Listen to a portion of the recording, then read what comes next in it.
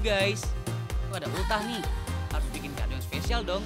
Jangan kemana-mana, bantu bikin kadonya ya.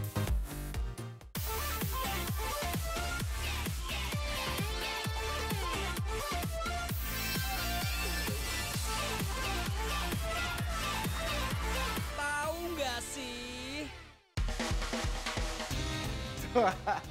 17,6K di Instagram. Sekarang ini banyak sekali kids zaman now yang punya akun Instagram dan berlomba-lomba untuk bisa mendapatkan follower yang banyak. Saya cuma 17,6K, mudah-mudahan setelah tahu nggak sih bisa menjadi 176K. Amin. Tapi kalau ngomongin soal akun Instagram, banyak banget loh guys. Ini anak-anak zaman now yang punya lebih dari satu akun. Nggak tahu fungsinya buat apa. Buat stalker mantan bisa jadi. Mungkin bisa buat Instagram online shop, bisa. Tapi ternyata nih guys, di balik faedah Instagram itu ada banyak yang namanya masalah. Dan masalah ini cuma muncul ketika ada Instagram. Saya mau jelasin satu persatu. Yang pertama adalah perjuangan untuk mendapatkan feed yang bagus. Sebenarnya pengguna Instagram ini ada dua tipe. Yang pertama adalah main posting aja nih, asal posting. Pokoknya main foto, posting. Ada juga yang dia itu perhatian banget sama feednya. Saking perhatiannya, setelah foto, dia itu butuh waktu berjam-jam bahkan berhari-hari untuk menentukan si foto ini tuh layak atau tidak untuk diposting di Instagram. Alhasil, dipostingnya di Instagram Story yang 24 jam langsung hilang nih guys. Jadi sebenarnya Instagram Story itu buat buangan aja ya. Dan yang pasti, banyak sekali masalah-masalah yang muncul ketika Instagram ini ada. Nanti saya akan jelasin, tapi sebelumnya ada informasi dari teman-teman saya, dari tim Tahu Nggak Sih. Lihat dulu.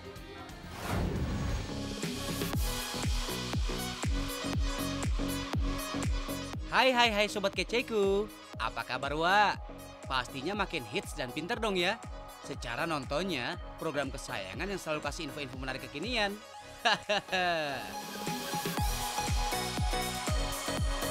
Kalau lagi di rumah, enak nih nontonnya sambil tidur di kasur kayak gini. BTW, ini namanya kasur Palembang guys. Dan ternyata kasur lipat ini banyak dibikin di Pulau Jawa loh. Apalagi kasur Palembang bikinan Pati. Beuh, udah jelas empuknya bikin aku tuh makin mager. Nah, kalau yang satu ini masih inget dong ya. Kasur jadul yang dipajang di atas dipan kayu. Kalau disuruh buat leyeh-leyeh dan nyantai sore kayak gini, kamu pilih yang mana nih guys? Oke deh, daripada kalian bingung, mending simak info yang satu ini ya guys. Kasur-kasur jadul dan 100% handmade itu berasal dari satu daerah di Kabupaten Pati, Jawa Tengah yang terkenal sebagai sentra pembuat kasur dan pengolah kapuk randu. Yap, siang ini Kak Ojib udah bersama warga desa Keraban, Kecamatan Gabus. Tanaman randu atau yang biasa disebut pohon kapuk ini bisa tumbuh sampai 30 meter loh guys. Nah, buahnya yang berisi kapuk biasa dimanfaatkan oleh masyarakat sebagai bahan dasar kapuk atau kapas Jawa. Meski eksistensinya sudah sedikit tergeser dengan bahan jenis busa sebagai kompetitor kasur kapuk, tapi aktivitas memisahkan kapuk dari kulit kering buah randu sampai saat ini masih banyak ditemukan di desa-desa yang ada di Kecamatan Gabus ini guys.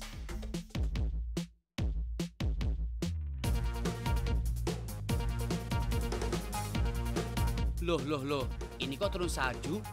Hahaha, berasa lagi musim dingin ya guys. Pemandangan seperti ini udah biasa bagi masyarakat desa pengolah kapuk randu. Kapuk yang masih mempunyai tekstur yang menggumpal dan belum terpisah dari biji-bijinya akan dijemur selama setengah hari agar terurai dengan sendirinya dan teksturnya lebih fluffy atau empuk. Proses mengurai biji nggak cukup sampai di tahapan penjemuran aja guys. Kapuk akan difilter ke dalam alat yang punya sistem kerja seperti vacuum cleaner untuk memisahkan biji-biji yang susah banget buat move on dari kapuk. Duh, ini kapuk apa hati sih? Kok jadi baper macam masa lalu dengan si dia? Hahaha. Pada abad ke-18, tren untuk menempatkan kasur pada bingkai dan selimut kasur yang terbuat dari katun atau linen berkualitas populer di kalangan bangsawan. Serat yang digunakan sebagai isian kasur sangat bermacam-macam, mulai termasuk kapas, wol, bulu kuda, sampai serabut kelapa.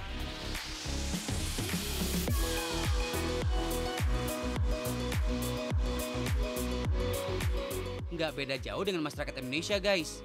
Kasur berbahan kapuk yang punya tekstur yang empuk dan mampu menyimpan udara dengan baik sudah lebih dulu dikenal di berbagai kalangan sebagai alas tidur yang mewah jauh sebelum tren kasur spring bed masuk ke Indonesia.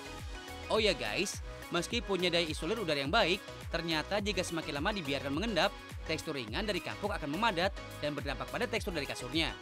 That's why guys, dengan melakukan permajaan seperti mengganti isen kapas rutin tiap 1 tahun sekali dan menjemurnya di bawah terik matahari akan membuat kasur kapuk terasa baru lagi dan tetap empuk saat dipakai guys. Mantul kan? Guys, dari yang jadul kita geser ke yang modern kuy, biar sorenya kamu makin woles. Desain kasur zaman now emang dibuat secanggih mungkin untuk menjamin kenyamanan dan kesehatan siapapun yang tidur di atasnya. Jadi nggak cuma tidur nyenyak, tapi kondisi tulang belakang kita juga tetap sehat dan terhindar tuh dari derita low back pain alias encok. Hahaha.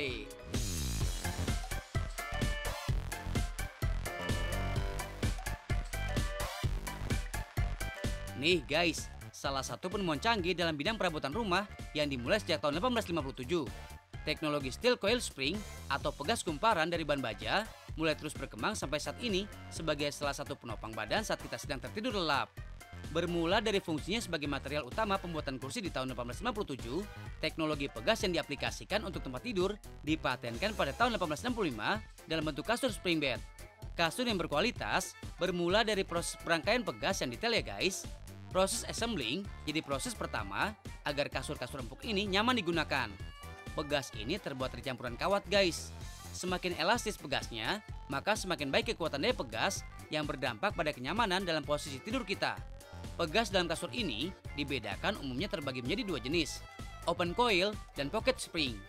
Pada open coil, seluruh bagian kasur disanggah oleh pegas lebar yang terhubung dari ujung ke ujung. Beda banget sama jenis pocket spring yang setiap pegasnya dibungkus terpisah yang membuat posisi pegas lebih fleksibel dan nyaman dipakai. Ngomongin soal pegas, kita jadi ingat pelajaran di SMP tentang energi potensial ya guys.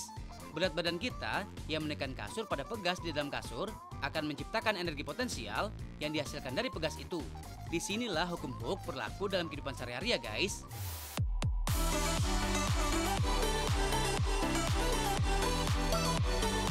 Guys, dalam pembuatan kasur ini, rangkaian pegas yang disusun paralel. Pegas akan dikemas ke dalam sebuah kantong yang membuat bentuknya tetap konstan dan bergerak tidak bersamaan, sehingga meminimalkan transfer gerakan yang terjadi saat kita tidur. Jadi makin nyaman kan kalau kita gunakan sebagai alas tidur selama bertahun-tahun karena sifat kelunturannya yang stabil dan sifat pegas yang tidak mudah berkarat. Metode membungkus pegas yang tersusun dalam bentuk kotak yang terdiri dari susunan busa yang dibuat sebagai rangka luar kasur spring bed atau the box spring ditemukan pada akhir abad 19. Metode ini identik dengan sifat busa yang menopang isian pegas yang tersusun rapi di dalamnya, sehingga daya tahan pegas akan semakin terlindungi meski diberi tekanan secara terus-menerus.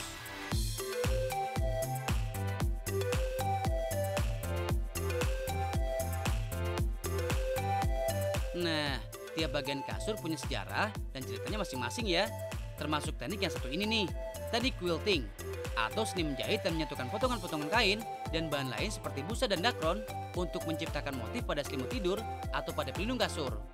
Quilting sudah ada di dunia sejak zaman Mesir kuno dan terus berkembang di berbagai belahan dunia karena fungsinya yang bermula sebagai alas dan penghangat subah dan saat tidur. Udah masuk ke tahapan paling akhir nih, dengan menyusun semua bagian mulai dari box spring sampai elemen-elemen kain yang sudah dibuat dalam proses quilting menjadi satu bagian dengan motif yang beragam ya guys. Okidoki, kasurnya udah ada nih, tinggal pilih yang kasur empuk atau spring bed. Kalian tinggal cari dipannya aja ya guys. Kalau ngomongin soal dipan, Kak Oji penasaran nih, kira-kira Sobat Kece tahu nggak sih apa itu dipan? Mas, namanya siapa mas? Muhammad Alfa Mubarak. Dipanggilnya? Alfa. Alfa. Alfa. Kamu siapa namanya? Ruby. Ruby. Ruby sama Alfa. Assalamualaikum. Waalaikumsalam. Banyak banget ini. Ini keren. Mereka lagi pada olahraga apa sih? Muay Thai. Oh, Muay Thai. Oh, ini makanya pakai sarung tangan ya. Dililit-lilit. Lilit terus sampai kepala semua. Jadinya apa? Dilindungi. Iya, bener.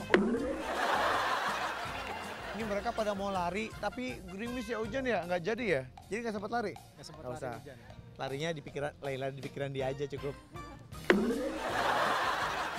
Apa itu dipan? Siapa yang tahu? Dipan, pernah dengar nggak dipan? Ah, masa sih? Pernah dengar? Dipan, ingat nggak? Ayo, dipan. Dipan apaan sih? Nggak tahu. Hah? Pernah dengar nggak tapi dipan? Belum pernah. Masa? Serius? Serius. Makanan. Ah, sini. Hewan ya? Sini.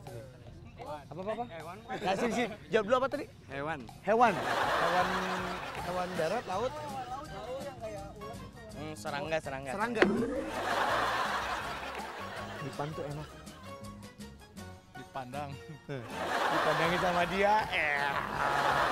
Itu beda. Beda. Gak tahu. Nggak tahu. Menyerah aja. Iya. Nyerah aja. Saya juga nyerah nanyanya kalau gini ya. Ya udah makasih ya. Misi saya mau nonton. Sini misi. Sini. Bener. Sini, dikit lagi. Sini, turun. Dikit lagi. Dipan itu apa? Lantai kayu. Lantai kayu. Oh, papan. Papan. Tapi siapa tahu bener.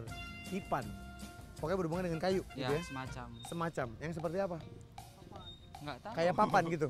Ya, Tapi mungkin lantai juga bisa. bisa. Teras rumah. Ya, Tadi bilang. Oh, teras rumah terbuat dari kayu. Iya nggak? balkon. Balkon atau teras rumah terbuat dari Kayu. kayu gitu. Setuju nggak jawabannya? Ketawa mulu. Setuju nggak? Nggak setuju? Enggak lah. Iya jawaban lain? Dipan tuh hewan. Dia kekeh kalau dipan itu adalah hewan. Dipan itu wah rasanya luar biasa. Makanan. Dipandangin sama dia. Guys, nggak lucu guys. Ya udah kita langsung tanya yuk. Dipan itu apa? Pengen tahu? Nih lihat nih. Kata dipan itu punya arti bangku atau meja panjang yang biasa kita gunakan untuk berbaring atau tidur. Ya.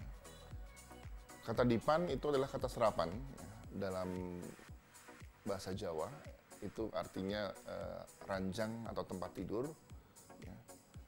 Nah, kata dipan ini biasanya kita gunakan untuk ranjang tempat tidur yang di atasnya kita letakkan kasur kapuk. Guys, biar makin sans, abis bahas kasur buat rebahan, tahu nggak sih bakalan balik lagi dengan info minuman yang bikin kalian makin happy seharian. Stay tune!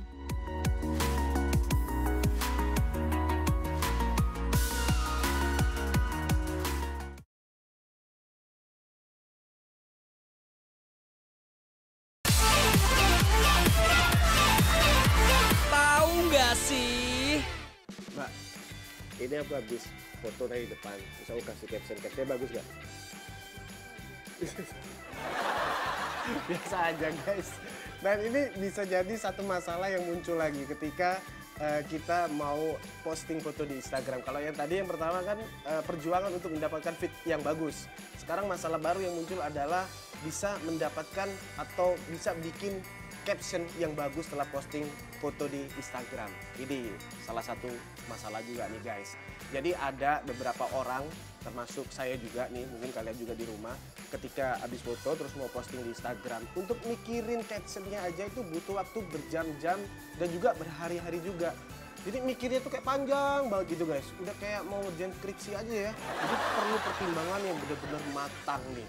Jadi akhirnya ada yang lucu juga nih, saking malesnya mikir caption atau nggak nemu caption yang dia bikin sendiri, itu nyari di Google, nyari kata-kata mutiara atau quote-quote gitu dari orang-orang yang terkenal gitu guys. Soalnya katanya nih ya, katanya loh ya, kalau kita posting foto di Instagram terus captionnya itu nggak bagus, itu kayaknya dibilang kurang cerdas atau nggak kekinian gitu guys. Sakit nggak tuh? Dan ada yang lebih lucu lagi nih, ketika dia mau posting foto di Instagram terus dia males mikirin yang namanya caption, dia tulis aja nih di bawah fotonya, no caption needed. Hello, itu juga caption guys. Ini saking cerdasnya orang sampai kayak gitu ya. Nih, aku barusan udah ganti nih caption aku nih. Nih, aku mau kasih tahu dulu sama temanku nih guys. Kira-kira bagus gak? Nih, aku baru ganti nih caption nih. Coba, bagus nggak bacanya? Bacain deh. I love you too.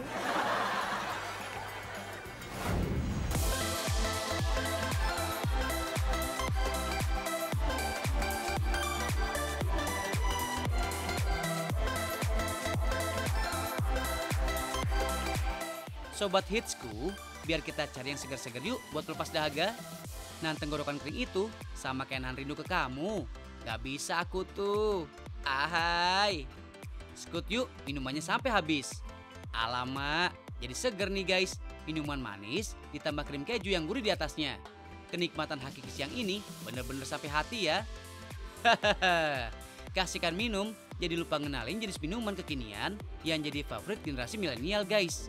Ini loh, aneka minuman mulai dari cheese tea sampai kopi dengan taman busa keju yang punya tekstur lembut dan rasa gurih yang jadi favorit. Sebenarnya, tren minuman dengan topping krim keju diklaim berasal dari negara Taiwan di tahun 2010. Kemudian mulai menjamur di beberapa negara seperti Thailand, Hong Kong, Malaysia, Amerika, dan akhirnya mampir ke Indonesia. Nah, Grey Cheese Tea yang satu ini diklaim sebagai pelopor minuman dengan topping cheese foam pertama di Indonesia yang udah beroperasi sejak akhir tahun lalu guys. Mantap Sol kan? Inovasi minuman kekinian gak jauh-jauh dari komponen hype yang emang gak ada matinya. Teh, kopi, dan coklat. Jenis teh hitam seperti Hojicha dari negara Jepang dianggap paling klop kalau dicampur dengan krim keju. Karena rasanya yang manis sedikit cepat, pas banget ngimbangin rasa gurih dari krim keju.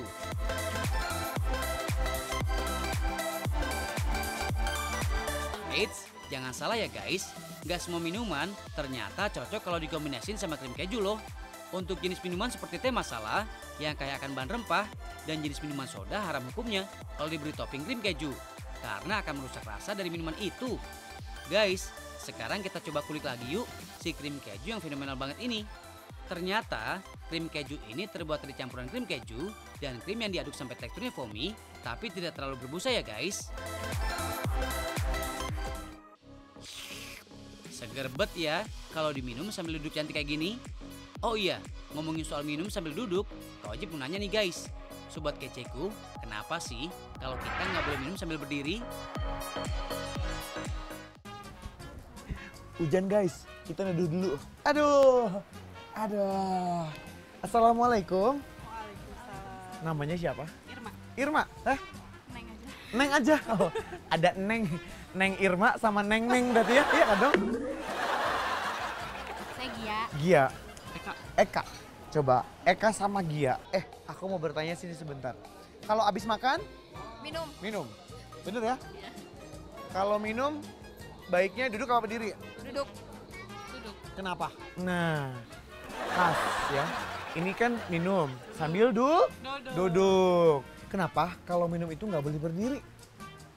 Karena nggak boleh juga sih, sama agama dilarang ya. Tapi kalau Lebih baik ya, bukan dilarang sih ya. Lebih baik kan katanya duduk. Iya. Nah, kalau penjelasan secara ilmiahnya mungkin. Kenapa kalau minum itu nggak boleh berdiri? Coba Neng. Langsung ke Minum kalau berdiri takut langsung ke perut. karena nggak langsung ke apa sih? Nggak langsung apa? Salurannya tuh nggak langsung ke apa gitu. Ke apa? Kita minum nih. Oh kalau misalnya berdiri, Nggak langsung ke bagian apanya? apa? Gitu. Lambung? Lambung. Usus? Lupa mas. Lupa. Oke. Mungkin karena saluran lebih bagus. Kalau duduk salurannya langsung ke apa tempat penyaringan gitu. Oh, jadi bakteri ini ada di kesarap gitu aja. Oh, Mungkin. langsung ke tempat penyaringan. Soalnya takut keselak. Kenapa bisa keselak? Ya kan nggak sambil duduk. Terus? Kalau misalnya minum, Kan minum tuh kalau berdiri. misalnya ada yang dorong kan? Sini. Kan kalau berdiri nggak baik karena langsung numpang lewat gitu. Tapi ini cintanya numpang lewat nggak? Enggak loh ya. Oh, LDR bela-belain ya. Jauh-jauh ke sini buat jalan-jalan ya. Oke. Jadi guys, intinya selain minum itu nggak baik untuk berdiri. LDR itu juga penuh perjuangan, betul? Yang penting adalah konsistensi dan rasa percaya satu sama lain, betul? Percaya. Ya kan? Saya kalau nasihatin orang jago, sendirinya mah masih jomblo-jomblo aja. Makasih ya. Assalamualaikum. Kenapa sih kalau minum itu nggak boleh kalau berdiri? Bener nggak kata kamu? Keselak nanti ada yang ngedorongin. Ya, jahat banget tuh orang. Kurang kerjaan dorong-dorong orang lagi minum ya. Nih, ada jawabannya tuh. Tuh. Jadi kalau kita berdiri, tubuh kita itu tidak dalam kondisi rileks. Otot-otot bekerja, saraf bekerja untuk mempertahankan kita tetap berdiri seimbang. Masalah selanjutnya yang muncul ketika Instagram itu ada, nih ya, ini paling menakutkan nih guys. Nih, saya ceritain. Udah mikirin feed bagus, beres ya. Terus bikin captionnya juga bagus. Dan setelah diposting, yang nge-like cuma 5. Itu malunya guys. Aduh, itu sakit banget ya. Apalagi kita mikir feed dan juga captionnya itu udah berhari-hari. Ternyata hasilnya nggak memuaskan. Apalagi Kalau kita follow sama temen kita followernya nggak banyak sih, cuman beberapa. Tapi setiap dia posting nggak sampai semenit, yang nge-like udah 200. Gimana? Makin minder nggak? Kalau saya sih hapus akun. Satu lagi nih guys, ada yang demi untuk mendapatkan like yang banyak, dia itu sampai ngafalin jam-jam dia posting Instagram.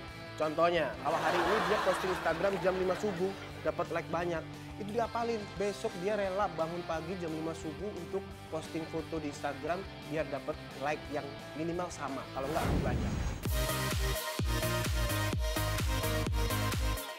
Meski semua jenis teh masa kini punya kenikmatan tersendiri, tapi perlu diingat ya, kandungan gulanya guys. Nggak mau dong diet kalian hancur gara-gara asupan gula dan kalori yang berlebih. Duh guys, siapa sih yang nggak pengen punya berat badan ideal dan langsing? Tapi kalau lihat menu-menu di dessert house di kawasan Jakarta Barat ini, jadi galau aku tuh. Apalagi semuanya berbahan dasar matcha guys. Sekedar ngingetin lagi nih guys, matcha dan teh hijau sebenarnya adalah produk yang berbeda. Walaupun sama-sama dihasilkan dari tanaman bernama Camellia sinensis, perbedaan paling mendasar bisa dilihat dari cara mengolah dan warna yang dihasilkan. Di tahun 2015, teh hijau dan matcha mendominasi dunia kuliner di Indonesia. Mulai dari makanan penutup sampai makan besar, semua tak luput dari bahan ini. Karena sudah diekstraksi dan dimodifikasi dari rasa aslinya hingga jadi berbagai olahan. Mulai dari es ala Jepang sampai jenis cake asal Amerika dan Prancis juga nggak kalah enaknya kalau menggunakan matcha sebagai bahan dasarnya guys. Thanks to social media, baik Instagram dan Pinterest. Semua makanan yang menggunakan campuran ekstraksi teh hijau ini sangat instagenik kalau disajikan dalam presentasi makanan ala resto. Mantap banget kan? Kalau untuk minuman, si teh hijau emang jadi juaranya guys.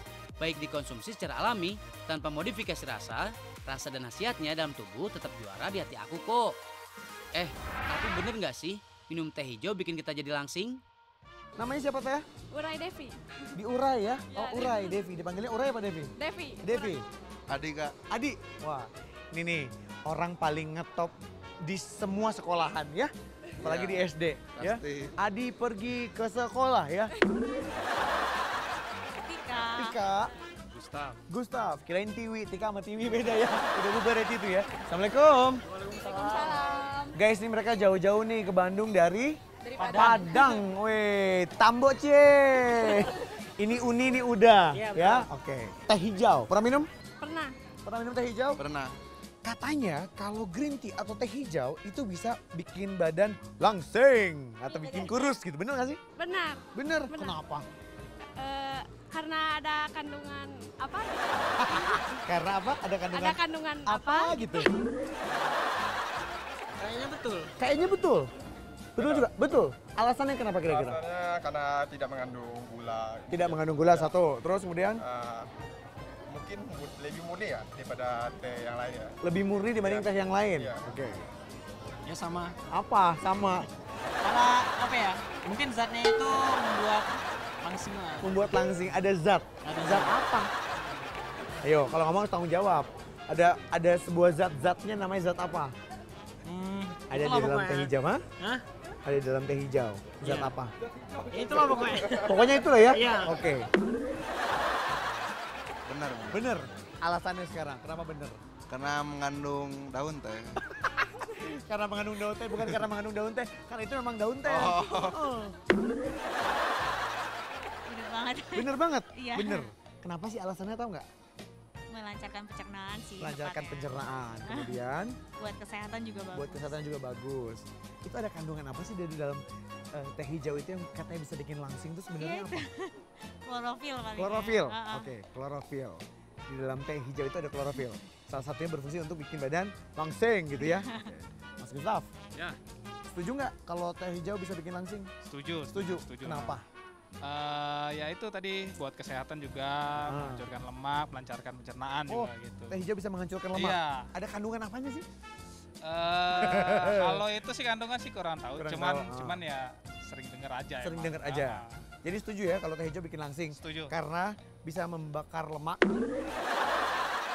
Soalnya di pasaran emang banyak lihat. Iya, ada orang jual satu bikin kurus. Oh, jadi kalau mereka jawabannya karena kalau ada yang jual teh hijau itu ada keterangannya, katanya dapat melangsingkan tubuh gitu ya. Apalagi dapat menyehatkan badan, apalagi cepet dapat jodoh. Ada pembuktian nggak? Pernah merasakan sendiri? Pernah Minum teh sih. hijau tuh berat badannya turun. Berat badannya turun sih. Oh gitu? Tapi dalam sebulan 5 kilo doang. Sebulan 5 kilo bukan pakai doang mbak, banyak 5 kilo. Saya pernah sebulan 7 kilo. Wow. Ditinggal kawin. Benar sih, karena memang dari penelitian green tea itu bisa meningkatkan metabolisme ya, termasuk metabolisme lemak, sehingga penghancuran lemak lebih meningkat pada saat kita minum green tea. Kemudian green tea itu kan mengandung kafein ya, ada yang mengandung kafein, dan kafein itu kan efeknya menekan nafsu makan, sehingga kalau dari beberapa penelitian memang ada efek menurunkan berat badan pada saat kita mengkonsumsi green tea. Yuhu guys, pada ultah nih, harus bikin kado yang spesial dong. Jangan kemana-mana, bantuin bikin kadonya ya.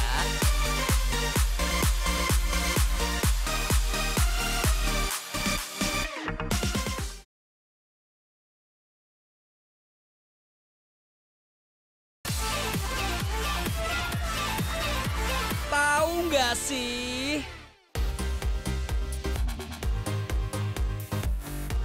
Meriah banget kan guys, suasana perayaan ulang tahun stasiun TV favorit kalian ini.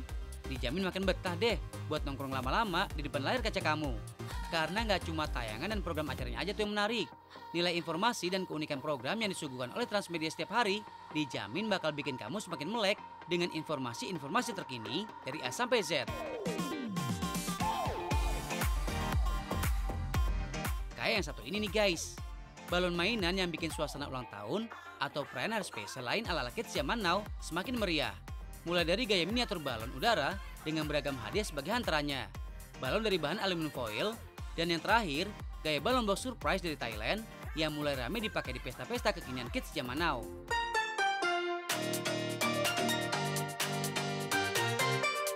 Kenalan langsung yuk sama sang master balon decoration asal Jakarta yang satu ini kuis. Gigi memulai usaha dekorasi balon sejak tahun 2013.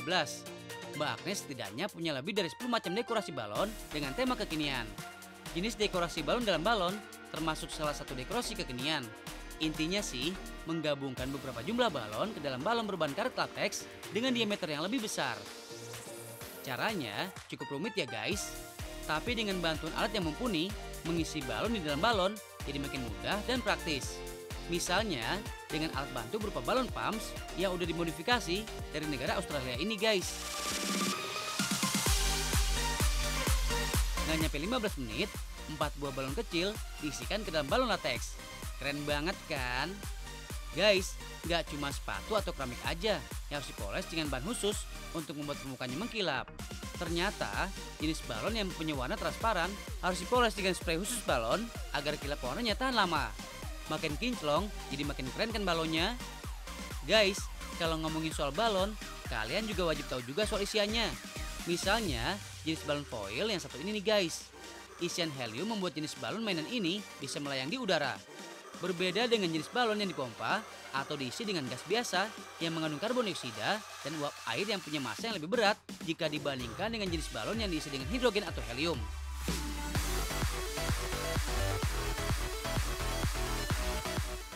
Guys, ternyata dalam sejarah perkembangan balon yang ada di seluruh dunia, penggunaannya nggak cuma sekedar sebagai bahan hiasan mainan aja loh.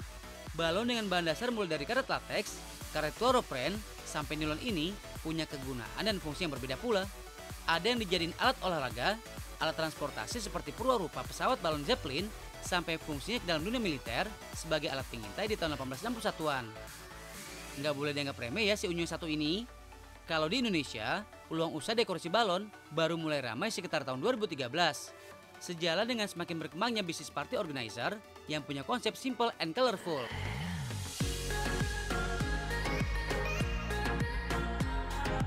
Sayangnya, sebagian bahan dekorasi ini masih impor guys. Misalnya untuk jenis balon warna-warna pastel dengan jenis permukaan latex yang mengkilat, sampai saat ini belum banyak diproduksi di Indonesia. That's why, bahan desainer balon mainan ini biasanya menggunakan produk-produk balon mainan dari Amerika, Tiongkok, Thailand, sampai Australia untuk menunjang varietas produknya. Duh, ngomongin soal usaha, kok wajib jadi lupakan. Demi ulang tahun Transmedia yang makin gemilang di usianya ke-17, Kak Ojib mengusaha buat bikin dekorasi balon yang kekinian dan lagi disukai kalangan millennials, seperti jenis dekorasi balon yang satu ini guys, balon box surprise. Tren dekorasi balon yang satu ini emang lagi tren sejak tahun lalu di lini masa guys. For your info nih, dari negara Thailand lah, tren kejutan berupa balon yang keluar dari dalam kotak besar ini dimulai. Simple aja kok guys, dengan menggunakan balon dengan isian helium yang punya sifat melayang di udara. Jika kotak dibuka, maka beberapa jenis dan ukuran balon berwarna-warni akan ikut terdorong keluar dari dalam kotak. Mantul banget kan idenya? Bener-bener out of the box. Nah, biar balon mainannya makin cantik, kita tambah dekorasi hiasan tulisan ulang tahun biar suasana ulang tahun Transmedianya semakin meriah guys.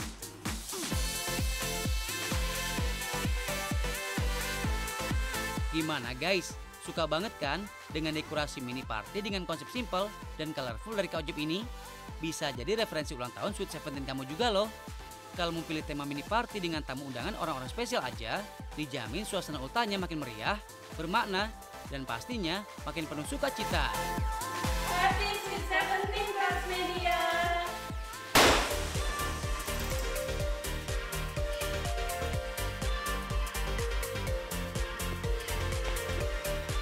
Gimana guys? Bermanfaat kan informasi yang udah saya kasih tadi, pembahasan tentang masalah yang muncul ketika Instagram itu ada. Berfaedah kan? Harus berfaedah dong. Sudah panjang lebar nih, hampir 1 jam saya ngobrol nih. Dan seperti janji saya tadi, saya akan membahas tentang gaya pacaran yang dewasa versus gak dewasa alias labil. Tapi nggak sekarang. Kalau mau tahu pembahasannya, nonton dulu, tahu nggak sih, setiap hari Senin sampai hari Minggu di Trans 7. Makin tahu, makin banyak ilmu. Udah, saya pamit dulu. Laper ya.